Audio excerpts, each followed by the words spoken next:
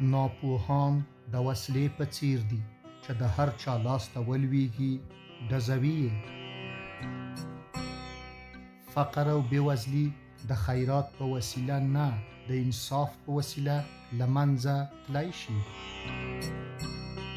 د یو کس شخصیت، کړه وړه او حتی منځګړیتوب تر هغې روښانه نه وي چې واک ته ونه رسیږي، حکومت ونه کړي او قانون پلی کوونکی ونه اوسي. زموږ مبارزه باید د راتلونکي لپاره وي، نه د ماضي لپاره. یوازې آزاد شخص کولی شي له یو چا سره موافقې ته ورسیږي. بندي شخص هیڅکله موافقې ته نشي رسېدلی. مهمه نه ده چې ښکلی واوسې، مهمه دا ده چې مهم واوسې، آن که د یوه کس لپاره هم وي.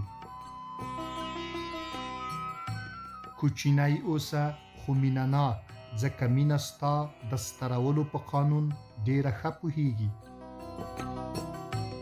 په خپلو شکونو باور مه کوه او په خپلو باورونو شک. بریا پرمختلل دي، نه د پای ټکي ته رسېدل. ازادي له لاس او پښو څخه د ځنځیرونو په غوڅولو نه خلاصه کیږي. ازادي د نورو ازادۍ ته درنښت کولو ته هم اړتیا لري. کینه دې ته ورته ده چې زهر وڅښې او هیلهمن اوسې چې دښمنان به دې ووژنې. هغه ستاینلیکونه او تقدیرنامې چې په دیوالونو را ځړول شوې موږ ته درنښت او وقار نشي راکولی.